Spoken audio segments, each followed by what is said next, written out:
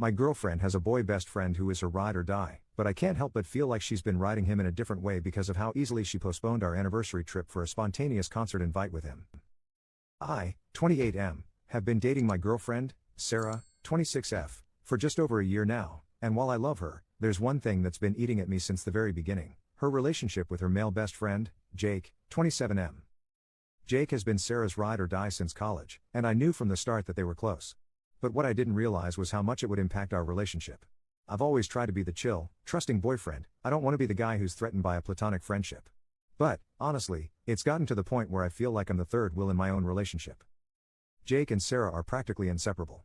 They hang out multiple times a week, dinners, movie nights, spontaneous late-night drives, and I'm usually not even invited. If I try to join, it's awkward, like I'm crashing their private joke-filled world that I'm not a part of. It stings, but I tried to let it go for the sake of keeping the peace. But then things started to cross a line. Jake texts her constantly, even when we're together on dates. It's not just casual stuff, either. He calls her babe and sweetheart, and when I brought this up to Sarah, she laughed and said it was just their thing and that it didn't mean anything. Apparently, they've been calling each other that for years. But to me, it feels like there's more to it. Who calls their best friend babe when they're in a relationship? Then there was the night I stayed over at her place and woke up at 2 a.m. to find Sarah on FaceTime with Jake. She was giggling like a schoolgirl, whispering so she wouldn't wake me. When I asked her about it the next morning, she brushed it off, saying Jake needed someone to talk to. But what about me? Am I just here as background noise while she stays emotionally tethered to this guy? The final straw came last weekend. Sarah and I had been planning a special weekend getaway for our 1-year anniversary, something we'd been looking forward to for months. But, out of nowhere, Jake invites her to a concert the same weekend. Sarah asked me if we could postpone our anniversary trip so she could go with Jake instead because it's a band they both absolutely love. I was floored. Our anniversary, something we'd been planning for months, could just be rescheduled for Jake? It was like I didn't even matter. I told her that this was too much and asked her to set some clear boundaries with Jake, like no more pet names, no more hanging out one-on-one all the time, and definitely no more prioritizing him over our relationship. She blew up at me, calling me controlling and insecure. She even said, "You knew Jake was part of my life when we started dating. Why are you trying to change me now?" Things got worse when Jake apparently told her that I was being toxic and trying to manipulate her. Sarah is siding with him, saying I'm overreacting and that nothing has ever happened between them. She's now furious with me for giving her an ultimatum when all I really asked for were some boundaries that would make me feel like I'm her boyfriend, not just a side character in her life with Jake. Now, Sarah's giving me the silent treatment, and I'm starting to feel like I've somehow become the villain in my own relationship. Am I losing my mind here? I'm not asking her to drop Jake completely, just to prioritize us and respect our relationship. But maybe I've been unreasonable. So, Reddit, am I a jerk for asking my girlfriend to set boundaries with her male best friend, or is this friendship way too close for comfort? Commenter, do everyone a favor and end this thing now. You will be doing Sarah a favor, she can have Jake. You will be doing Jake a favor, he can have Sarah. Most of all though, you will be doing yourself a huge favor because you can find someone who sees you as her ride or die and someone who is actually loyal to you because, after all, loyalty is the single most important factor in friendship, not being nice or liking the same things. Sarah does not believe she needs to be loyal to you. You know how I know? We can only truly know what we believe, versus what we think we believe, by watching how we act. He actions speak volumes. Commenter 2. Bro, she's in love with Jake, leave her. Hashtag holy fudging airball. Update 1. Hey Reddit, I'm back with an update, and let me just say, it didn't turn out how I expected at all. I first want to thank you all for the amazing support you all have given me. After reading over the comments and talking to some of you guys, I had made up my mind. I was done being second place in my own relationship, and I was ready to walk away. But what happened next surprised me. Saturday night Sarah came over to talk. I was prepared to have the breakup conversation, but before I could get a word in, she told me something unexpected. She had canceled the concert plans with Jake. She said that after our last conversation, she realized how serious I was, and it made her think about everything. She told me she had been selfish, that she had been taking our relationship for granted. She said she'd told Jake she couldn't go to the concert, and instead, she wanted to spend the weekend with me, no distractions, no third wheels, just us. I was honestly shocked. Part of me didn't believe it. For months, I had been asking her to set boundaries with Jake, and suddenly, she was doing it? It felt surreal, like a last-minute effort to save something that was already broken. But she seemed sincere. She apologized, not just for the concert situation, but for all the time she had ignored my feelings, dismissed my concerns, and prioritized Jake over us. She admitted she had been blind to how much it hurt me and said she didn't want to lose me. It was emotional. She was crying, and I could see how much it scared her that I was about to walk away. For the first time in a long time, it felt like she was choosing me. But here's the thing, as much as I appreciated her apology, it didn't magically fix everything. I told her that while canceling the concert was a good step, it didn't erase all the hurt. I still felt like I had been competing with Jake for too long, and trust once broken is hard to rebuild. We ended up spending the weekend together as planned. We didn't go on the big anniversary trip, but we stayed in, cooked together, and had long conversations about everything: our relationship, Jake, the future. It was a roller coaster of emotions. There were moments where I felt like maybe we could make this work, but also moments where the damage felt too deep to repair. By today, I was emotionally drained. Sarah seemed to think things were heading in the right direction, but I still wasn't sure.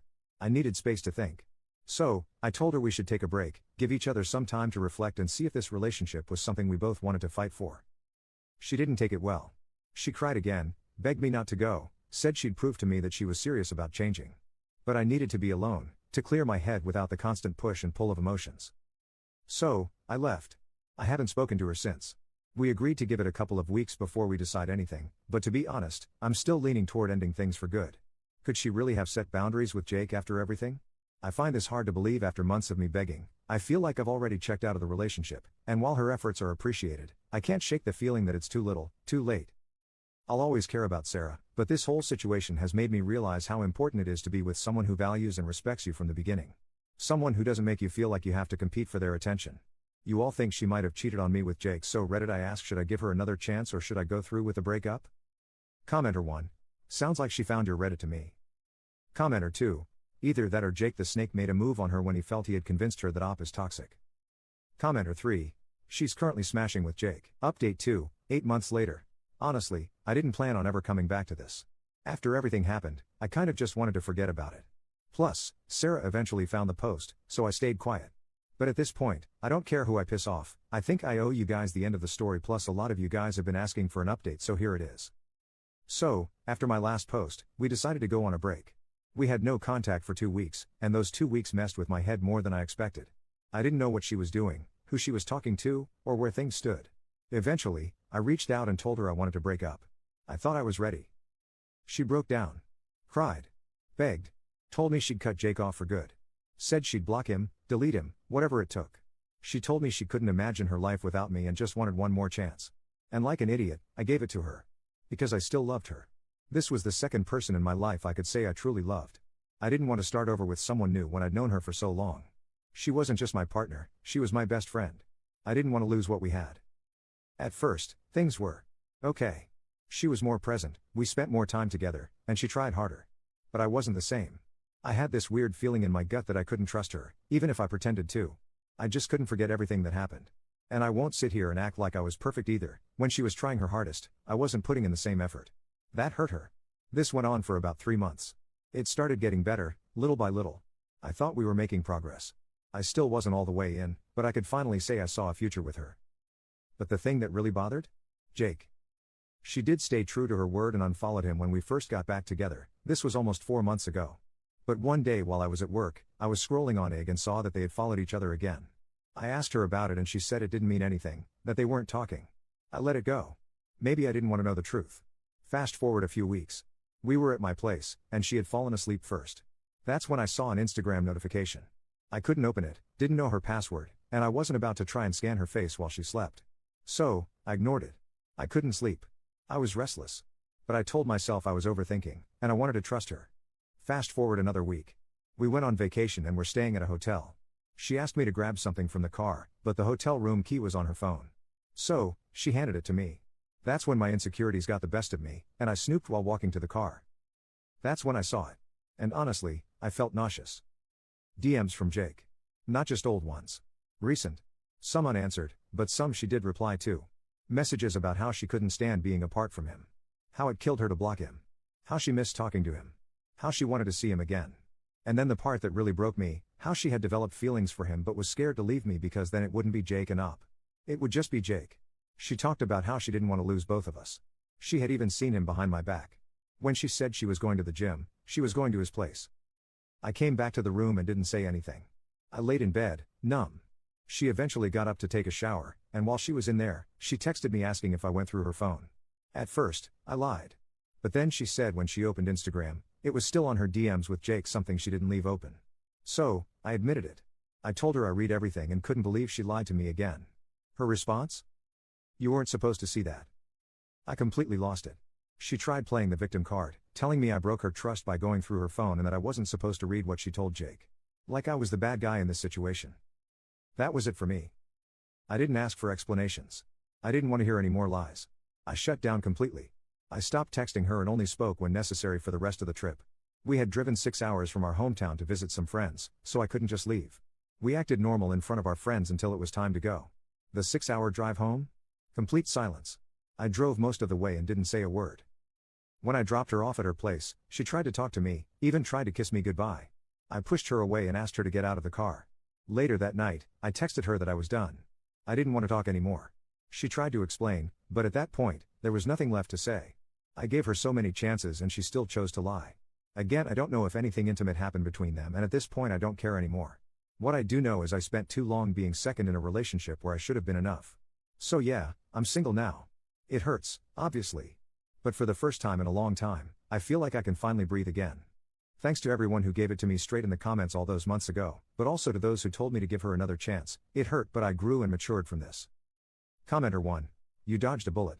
Someone who lies that repeatedly and then tries to gaslight you for catching them. You weren't supposed to see that, was never going to change. You wasted way too much energy on someone who was never fully yours to begin with. Commenter 2. Honestly, I feel for you, man. That gut feeling never lies. You gave her another chance and really tried, but she kept that connection behind your back. That's not love, that's emotional betrayal.